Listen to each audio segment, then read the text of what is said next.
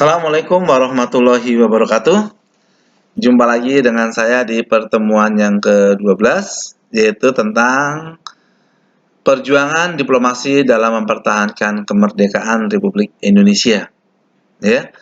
Nah, perlu diketahui bahwa sejak dulu memang kita dijajah oleh pihak Belanda dalam jumlah waktu yang sangat lama, ya. Terus disitulah kita sudah menjadi bangsa yang merdeka, sudah memproklamasikan kemerdekaannya. Namun disitulah ya Belanda masih berupaya sekuat tenaga agar Indonesia bisa ditaklukkan kembali. Nah, disitulah peran pejuang-pejuang bangsa Indonesia untuk mempertahankan kemerdekaan. Ya, kalau mereka mempertahankan kemerdekaan. Nah, kalau kalian semuanya yaitu sudah lagi bukan mempertahankan tapi mengisi kemerdekaan. Ya.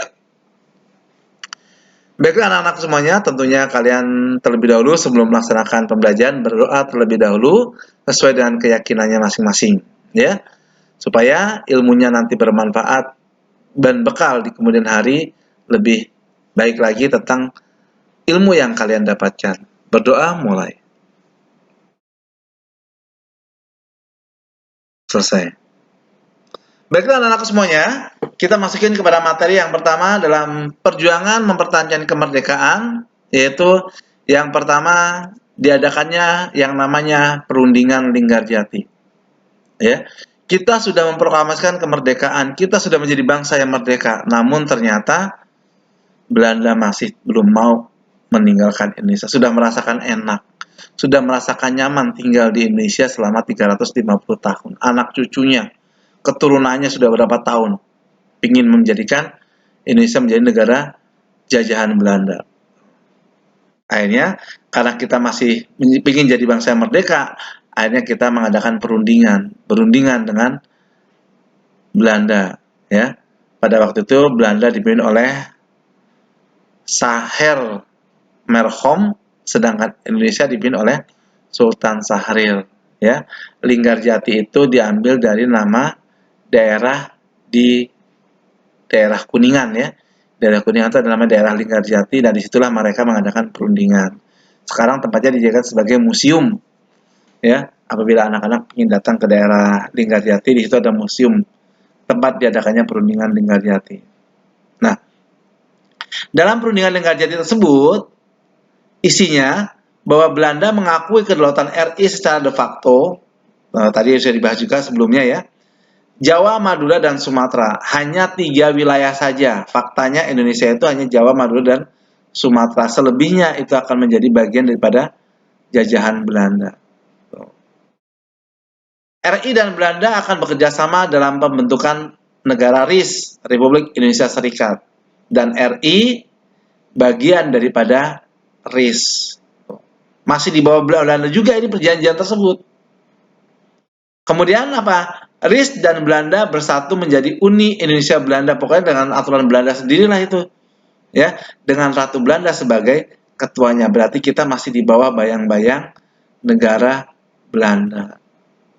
Nah, dalam perundingan ini ternyata Belanda lagi-lagi melanggar perjanjian dan mengingkari janji-janjinya, bahkan ingin masih menguasai lagi wilayah Indonesia. Dianggapnya Indonesia itu masih negara yang bodoh yang gampang diatur, ya.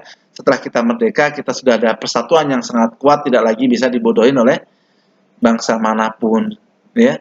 Sehingga dengan perjanjian Linggarjati ini kemudian hilang begitu saja karena Belanda masih mengingkari janjinya, ya.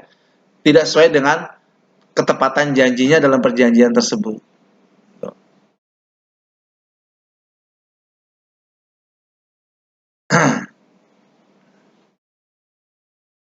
Nih, ya. Karena menimbulkan konflik dan kelemahan. Ini melemahkan Indonesia, jadi lemah. Cuma sedikit doang diakuin, ya. Nah, akhirnya Belanda melakukan agresi militer. Belanda yang pertama. Apa agresi militer? Melakukan serangan. Ya. Dia yang berjanji, dia yang mengingkari, dia melakukan serangan. Ya.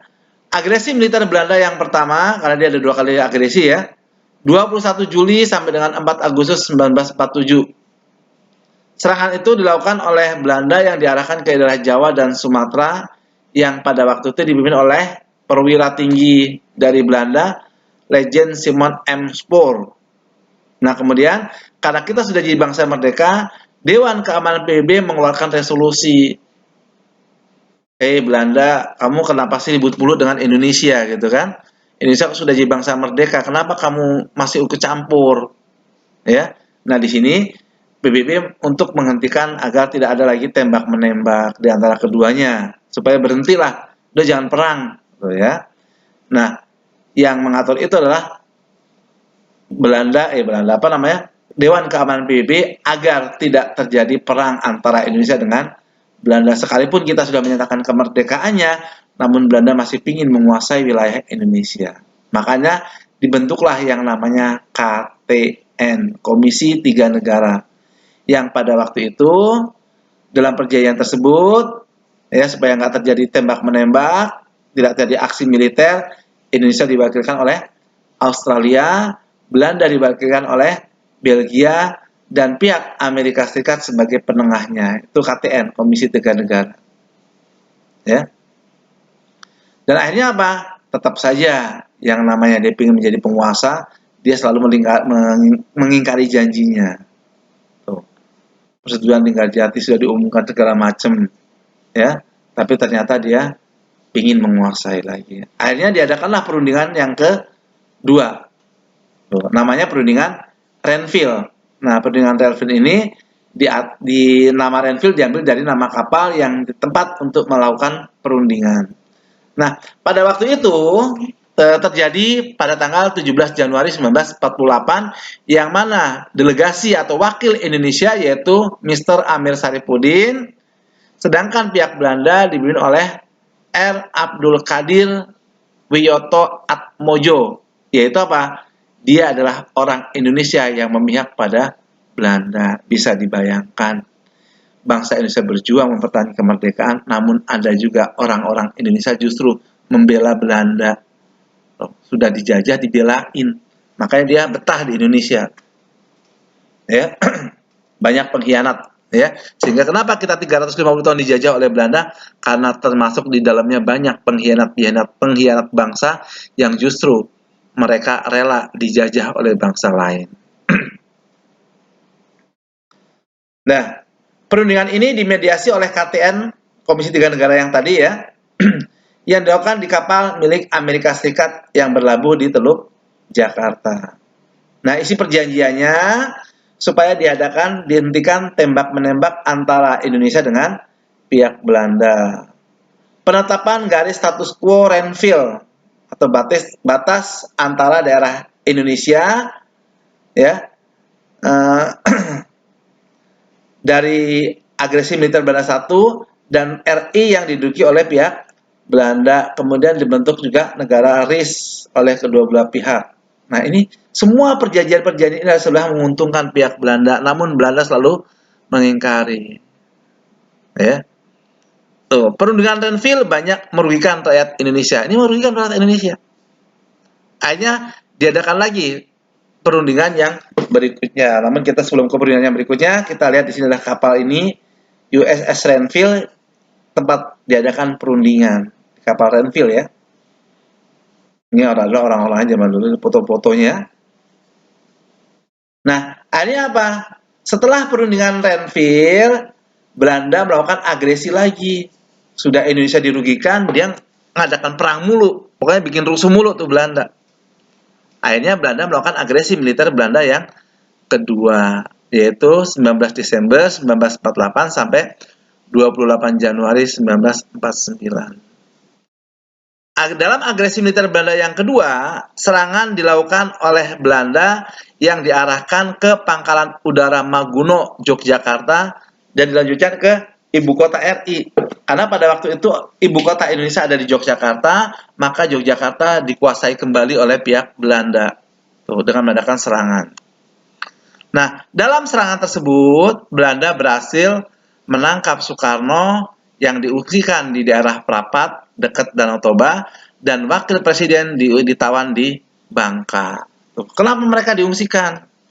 Kalau kita ngelihat kronologisnya, ibu kota negara kita di Yogyakarta pada waktu itu, yang di dalamnya ada presiden dan wakilnya.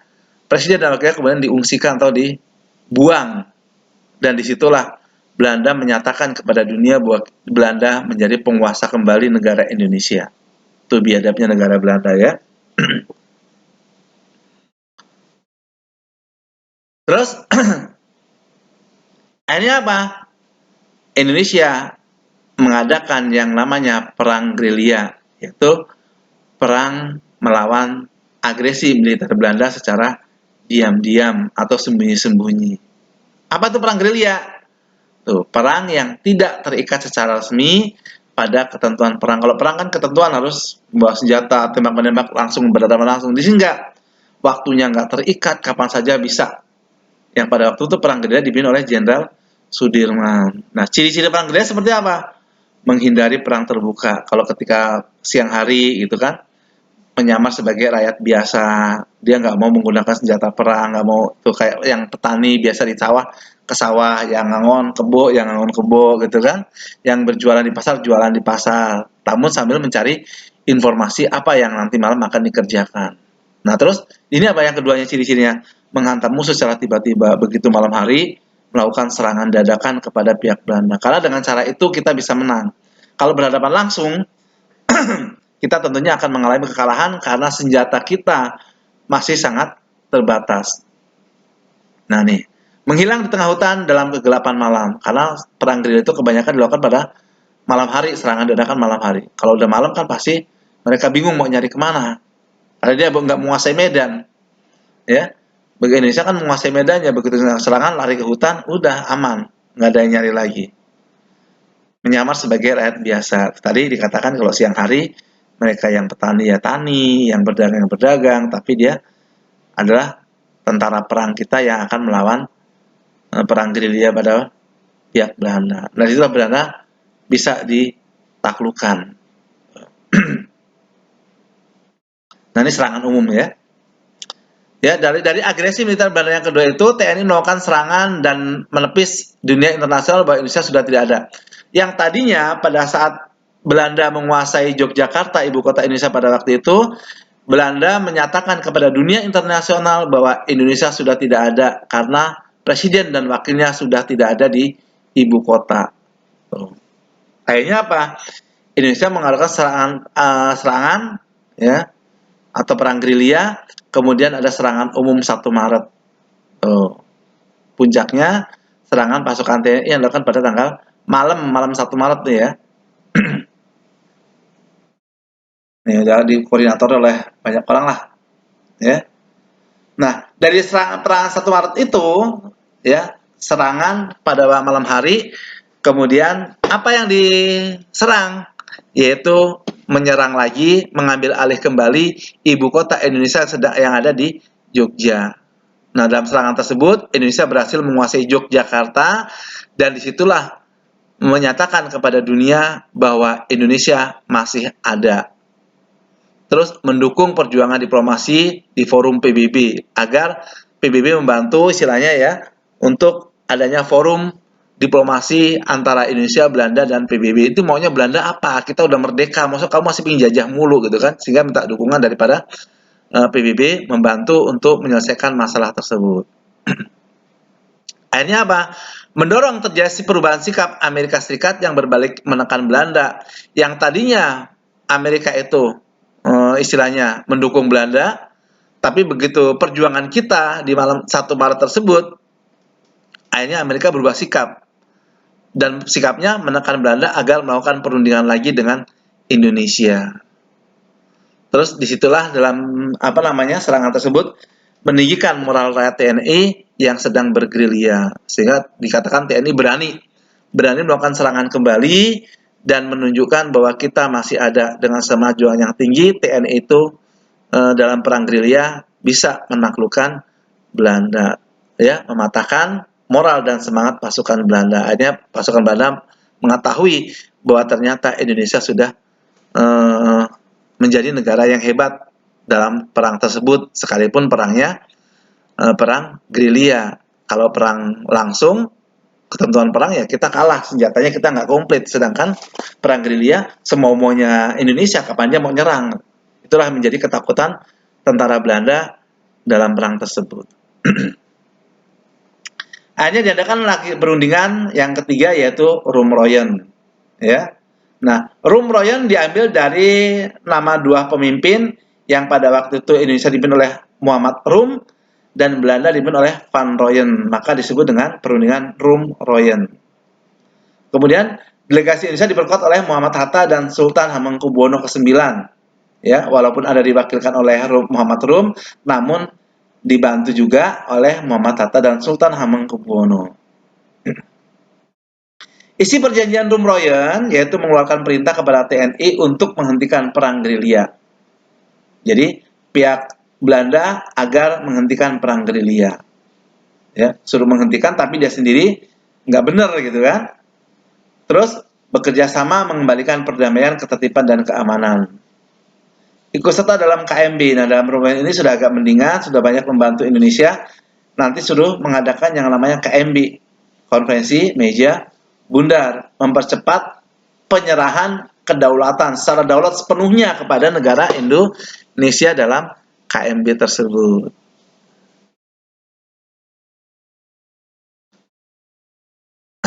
Terus pihak Belanda menyetujui kembalinya pemerintahan RI ke Yogyakarta, memimpin menghentikan gerakan militer, ya menjamin menghentikan gerakan militer. Jadi dia tidak akan mengadakan perang militer lagi dan membebaskan semua tahanan politik.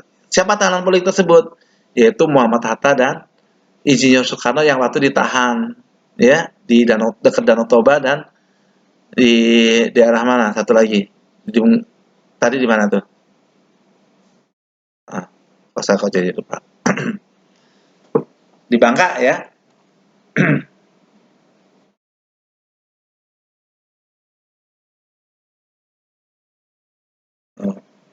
Tidak mendirikan negara-negara yang dikuasai oleh RI. Jadi semua negara yang dikuasai oleh RI tidak lagi Belanda nggak boleh mendirikan negara di negara Indonesia. Negara di atas negara namanya. Ini kan tidak boleh, tidak akan mendirikan negara-negara. Ada negara RIS, ada negara Indonesia Serikat, ada negara macam-macam tuh. Ya, menyetujui adanya RI sebagai negara dari Negara Kesatuan Negara Indonesia Serikat dan berusaha dengan sungguh-sungguh agar segera dilaksanakan penyelenggaraan konferensi meja bundar. Ini perundingan Rumroyen, ya, orang-orang Belanda banyak di situ. Ini Muhammad Rum. Nah, sebelum diadakan konferensi meja bundar, Indonesia mengadakan konferensi tersendiri. Ya, nih sebelum diadakan KMB, para pemimpin RI melakukan politik dengan BFO yang bertujuan agar RI dan BFO bekerja sama dalam memadukan kekuatan nasional untuk menghadapi Belanda. Jadi untuk menghadapi Belanda kita persiapkan dulu apa yang perlu kita siapkan untuk menghadapi Belanda. Karena namanya Belanda tuh licik.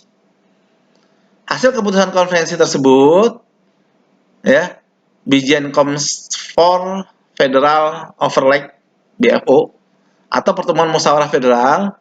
Konferensi ini diadakan 2 kali, yaitu tanggal 19 sampai 22 Juli dan tanggal 31 Juli.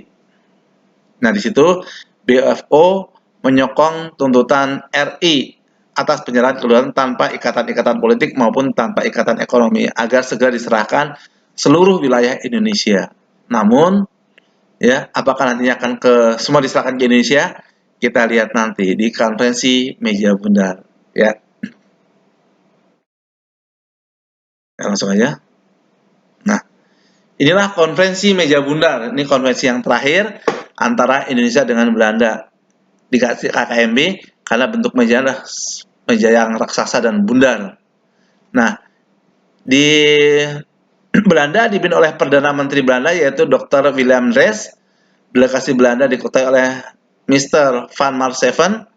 Indonesia diwakilkan oleh Muhammad Hatta dan delegasi BFO oleh Sultan Hamid dan UNSI diwakili oleh Chrisley.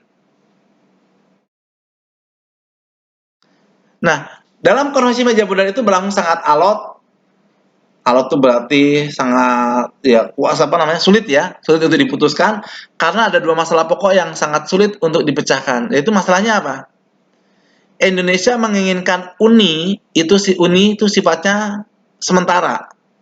Tapi Belanda menghendaki permanen, namanya Uni Indonesia Belanda. Pinginnya Belanda ada nama uninya Indonesia itu. Uni Indonesia Belanda. Terus kemudian masalah apa? Hutang Hindia Belanda. Ya, Indonesia mengakui hutang Belanda sampai penyerahan Belanda ke tangan Jepang. Begitu Belanda diserahkan ke tangan Jepang, udah selesai gitu kan. Namun Belanda menghendaki sampai berlangsungnya konferensi, termasuk konferensi meja bundar ini, semua yang menanggung adalah Indonesia. Kalau Indonesia kan maunya sampai Belanda menyerah kepada Jepang, tapi ternyata Belanda maunya sampai berakhirnya konferensi. Konferensi terakhir apa? Konferensi meja bundar. Tuh, itu sangat alot sekali. Akhirnya isi tersebut ya Indonesia dijadikan sebagai negara RIS, penyerahan kedaulatan kepada RIS paling lambat tahun 1949 dan menyetujui hutang Hindia Belanda ditanggung oleh RIS. Jadi hutang-hutang itu ditanggung oleh RIS sampai berakhirnya konferensi. Nah, tapi ada satu di sini. Kedudukan Irian Barat akan ditentukan 1 tahun setelah penyerahan kedaulatan. Setahun. Begitu Indonesia diserahkan berdaulat semuanya, tetapi masih ada satu pulau, yaitu Irian Barat, masih dipertahankan oleh Belanda dan masih diduduki oleh Belanda. Tahun berapa itu? 49. Kita merdeka 45. 49 itu Belanda masih ingin ngobok-ngobok Indonesia, dan bahkan dalam perundingan tersebut Irian Barat masih ditahan oleh pihak Belanda. Nih, ya gambar mejanya bundar sangat besar. Itu berlangsung juga cukup lama.